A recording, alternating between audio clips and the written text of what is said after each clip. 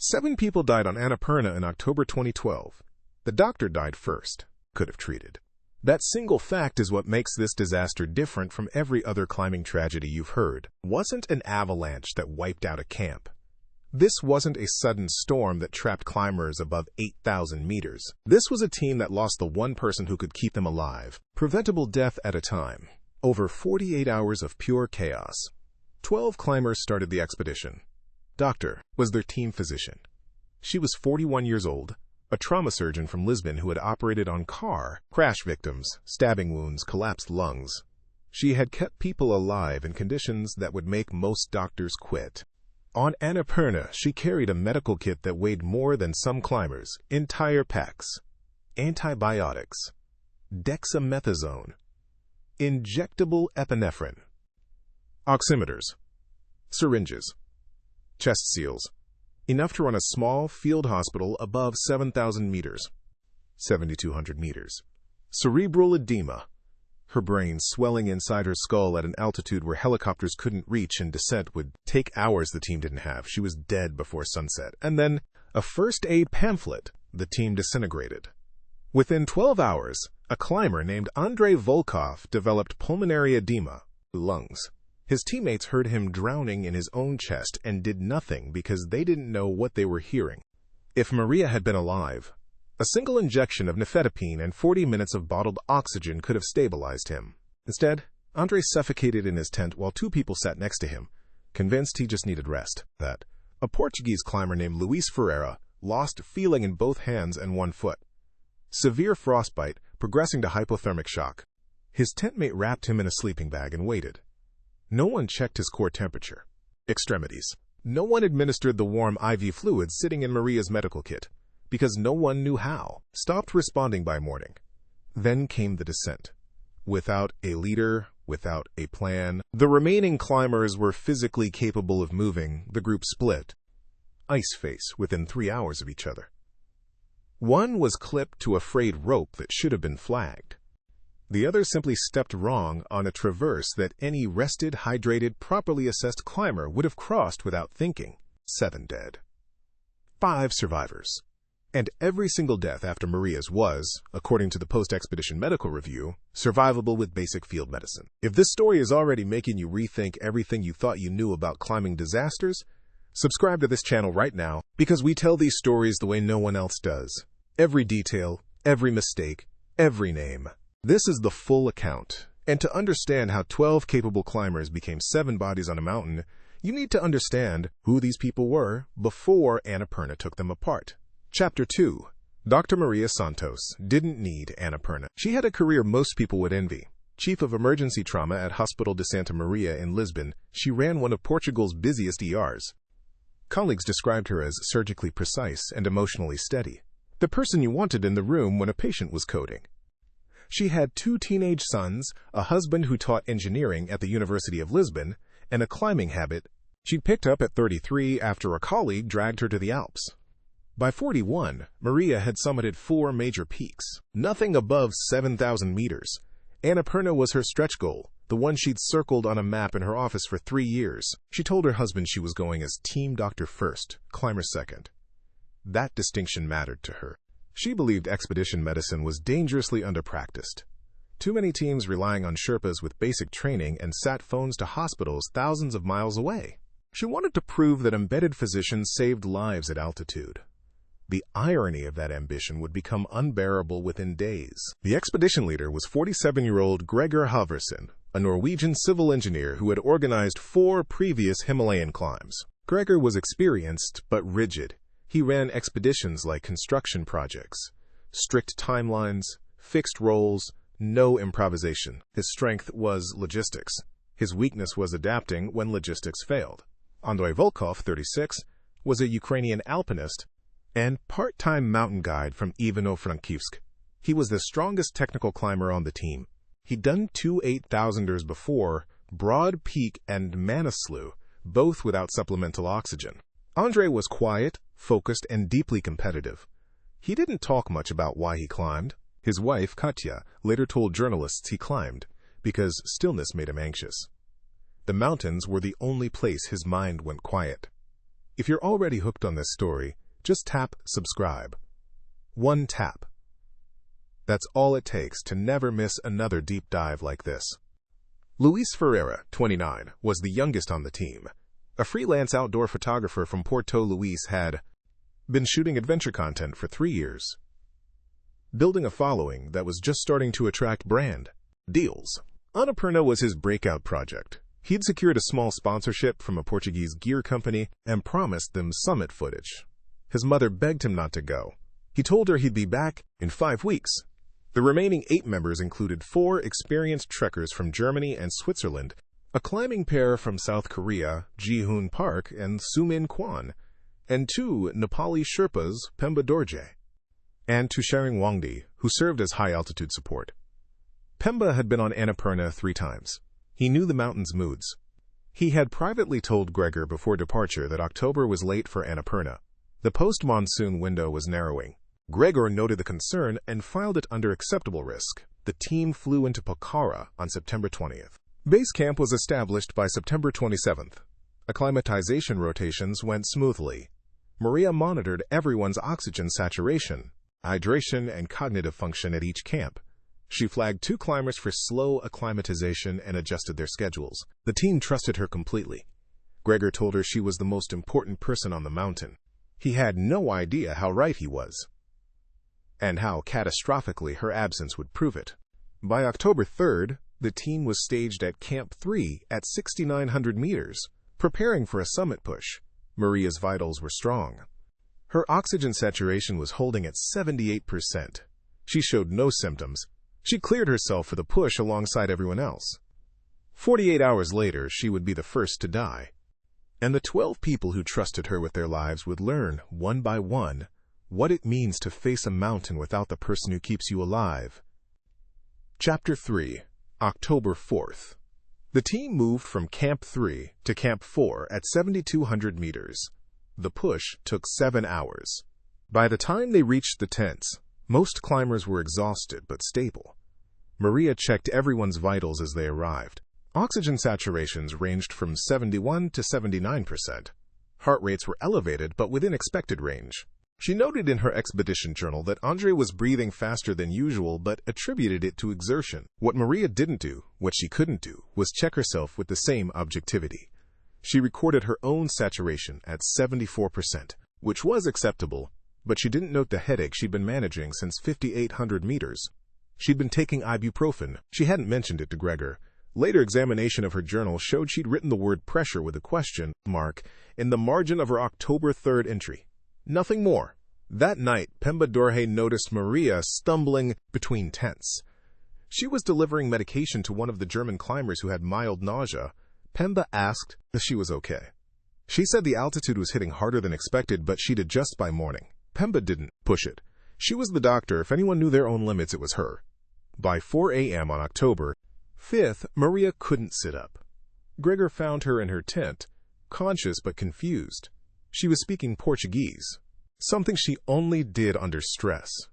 Her pupils were uneven. She couldn't follow a finger held in front of her face. Gregor had seen altitude sickness before, but never like this. He radioed base camp and described her symptoms. The base camp manager, reading from a medical reference card Maria herself had prepared, identified probable ACE, high-altitude cerebral edema. The treatment protocol was written in Maria's handwriting. Immediate descent, dexamethasone injection, supplemental oxygen. Gregor administered the dexamethasone. He found the syringe in her kit, read the dosage she'd labeled, and injected it into her thigh. But descent was the critical intervention, and at 7,200 meters on Annapurna's north face, descent meant moving a semi-conscious woman down technical terrain in deteriorating weather. The team had no helicopter access at that altitude. A rescue would take at least 6 hours to organize from base camp, and conditions above 7,000 meters were worsening. Subscribe if you want to hear these stories told completely, not summaries, not highlights, the full truth. 2 Sherpas, Pemba and Tusharing, volunteered to begin a carry-down immediately. Gregor hesitated. The route between Camp 4 and Camp 3 included a 60-degree ice face and a traverse across a section prone to wind slab avalanches. Moving Maria in her condition, in fading light, carried its own risks. He decided to wait until dawn. That decision has been debated in climbing circles for over a decade. The post-expedition review concluded that Maria's cerebral edema had likely progressed past the point of reversal by the time Gregor found her at 4 a.m. Even immediate descent might not have saved her, but nobody knows for certain. What is certain is that by waiting until dawn, Gregor guaranteed Pemba was outside the tent, preparing ropes for the descent that would no longer matter. Gregor was on the radio with base camp mid-sentence when Tushering's voice came through the tent wall. She's gone. The medical kit sat open beside her sleeping bag. Everything the team would need for the next 48 hours. The drugs, the instruments, the knowledge was right there. But without the hands and the mind trained to use that kit was just weight. If you're watching this and haven't subscribed yet, do it now. This story is about to get much worse. Within 3 hours of Maria's death, the first crack appeared in the team's cohesion. Gregor called a meeting. He told the group the summit push was canceled. They would descend at first light on October 6th. Jihoon Park objected. He argued they were already at Camp 4. The weather window was still open, and Maria's death, while tragic, was a medical event that didn't affect the root conditions. Gregor shut him down. But the disagreement planted a fracture, and on a mountain, fractures spread. Chapter 4, October 5th, 11 p.m. Andrei Volkov started, coughing. Not the dry hack of cold air and tired lungs. A wet, gurgling cough that produced pink froth at the corners of his mouth. His tent mate, a German climber named Klaus Breitner, heard it and assumed Andrei had a chest cold. Klaus gave him water and told him to sleep elevated. That was the right instinct, but the wrong treatment. What Andrei needed was nifedipine to reduce pulmonary artery pressure, supplemental oxygen at high flow, and immediate descent. All three were available.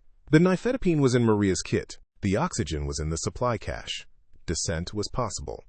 But Klaus didn't know what pulmonary edema sounded like. He'd never heard lungs fill with fluid at altitude.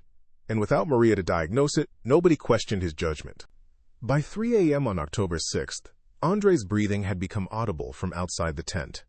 Pemba heard it while doing a perimeter check. He unzipped the vestibule and found Andrei propped against his pec, lips blue, chest heaving in shallow, rapid spasms. Pemba had seen this before on Manaslu. He knew it was pulmonary edema. He ran to Gregor's tent and told him Andrei was dying. Gregor opened Maria's medical kit. He found the nifedipine. He found a syringe. But the dosage instructions Maria had written were in Portuguese medical shorthand, abbreviations and symbols he couldn't read. He radioed base camp. The base camp manager tried to relay dosage information from a medical handbook, but the radio signal was cutting in and out. Gregor heard fragments. 10 milligrams. Or was it 20? Sublingual or intramuscular? He couldn't confirm. Terrified of administering the wrong dose, he did nothing. Andrei Volkov died at 5:40 a.m. on October 6th. He drowned in his own lungs while two men sat beside him, holding a syringe they were too afraid to use. He was 36. Katya was at home in Ivano-Frankivsk. She wouldn't learn of his death for another 19 hours. Tap subscribe right now. Seriously, if this story has you locked in, you'll want what's coming next on this channel. The team was supposed to begin descent at first light. Instead, they spent the morning dealing with two bodies and a group fracture that had become a full break. Jihoon and Sumin announced they were descending independently without waiting for Gregor's timeline. They packed and left Camp 4 by 8 a.m. Gregor let them go. He had no authority left. The team's trust had died with Maria. By noon, Luis Ferreira reported numbness in both hands. He'd removed his gloves repeatedly the day before to operate his camera. The frostbite had progressed overnight from superficial to deep tissue. His fingers were white and rigid. His right foot, confined in a boot that was too tight, had also lost circulation. Klaus wrapped Luis's hands in extra socks and told him to keep them inside his jacket. Nobody checked Maria's kit for warming packs, vasodilators, or the portable thermometer that could have tracked his core temperature. Luis deteriorated through the afternoon. By evening, hypothermic shock set in. His speech slurred. His coordination dissolved. He couldn't grip a zipper. At 10 p.m. on October 6th, Luis Ferreira became unresponsive. He was 29 years old. His camera recovered weeks. later contained 412 photographs from the expedition. The last image was a self-portrait taken at Camp 4, his hands already discolored, smiling for a sponsorship post he would never upload. 3 dead in 37 hours, all after Maria, all treatable. If you know someone who loves true stories like this, share this video with them right now and subscribe together. We go deep on every single disaster. On the morning of October 7th, the remaining 8 climbers and 2 Sherpas began their descent. Gregor tried to organize them into rope teams. The group resisted. Some wanted to move fast. Others were too exhausted to keep pace. They fragmented into 3 clusters within the first hour.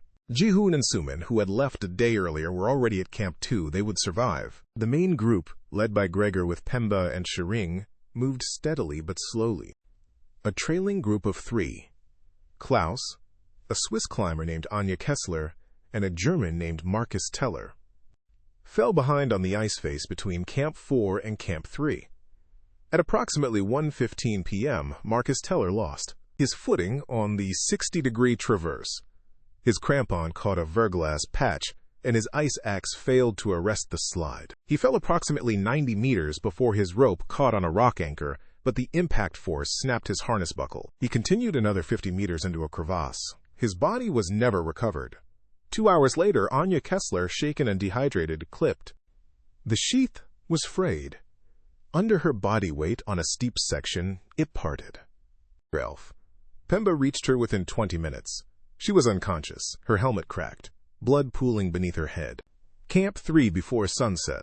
5 dead after Maria, 7 total from a team of 12. October 8th. Gregor Halvorsen was the last to arrive. He walked in, set down his pack. 6 hours. Chapter 5. The bodies of Maria Santos, Andrei Volkov, and Luis Ferreira remained at Camp 4, attempted twice in the following weeks, but deteriorating weather and avalanche risk forced both efforts to turn back. Body was never found. Anja Kessler was carried to base camp and flown to Pokhara, where her family received her. The post-expedition review was conducted by the Nepal Mountaineering Association, in coordination with an independent medical panel. February 2013, and the conclusions devastated the climbing community. Every death after Maria Santos was classified as survivable, with competent field medical intervention. Andrei Volkov's pulmonary edema was textbook. Caught early, it responds to medication within hours. Monitoring and rewarming, not expertise. The drugs were labeled. The protocols were written in a language nobody else on the team could read under pressure. The review identified 17 specific points where intervention could have changed outcomes. 17. Not vague possibilities. Specific, documented moments where a trained medical responder would have recognized symptoms, administered treatment, or ordered immediate descent. If you've made it this far, you're exactly the kind of viewer this channel was built for. Subscribe and turn on notifications because we release these deep dives regularly, and they don't stay buried in the algorithm forever. Gregor Halvorsen faced intense criticism. Climbing forums accused him of negligence for not cross-training the team on basic medical protocols. He countered that Maria was supposed to be the medical system. That was why he'd recruited a trauma surgeon. The expedition had redundancy for ropes, stoves, oxygen, and communications. It had zero redundancy for its most critical resource, the person who kept everyone alive. The review panel agreed with Gregor's critics. Their key recommendation changed expedition guidelines across Nepal. Any team above 7,000 meters must have at least 2 members trained in advanced wilderness medicine, with all medical instructions written in a language every team member can read. Maria's kit was exemplary. Her documentation was not, and that gap cost 5 lives. Katja Volkov sued the expedition's organizing company in a Norwegian court. The case settled privately in 2014. Terms were not disclosed. Luis Ferreira's family did not pursue legal action, but his mother gave a single interview to a Portuguese newspaper, in which she said, "They told me he was going somewhere safe because they had a doctor. When the doctor died, my son had no one." That sentence was quoted in the review panel's final report. Subscribe right now if you believe these stories deserve to be told. Every subscription tells the algorithm to show this to more people who need to hear it. Pemba Dorje continued guiding on Annapurna. In a 2015 interview, he said he replays October 5th in his mind every season. He said he knew Andre was dying. He recognized the sound. But when he told Gregor, and Gregor opened the kit, and neither of them could read the labels, that moment, he said, broke something in him that the mountains haven't fixed. Cheshering Wangdi left expedition climbing then and entirely. He returned to his village in Solukhumbu and started a tea house. He never discussed the expedition publicly.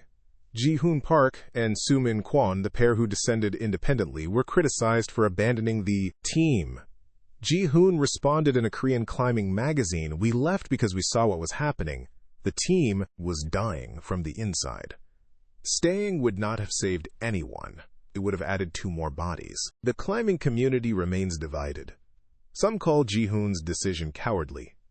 Others call it the only rational choice made on that mountain after October 5th. Here's the truth nobody talks about. Maria Santos didn't make a dumb decision.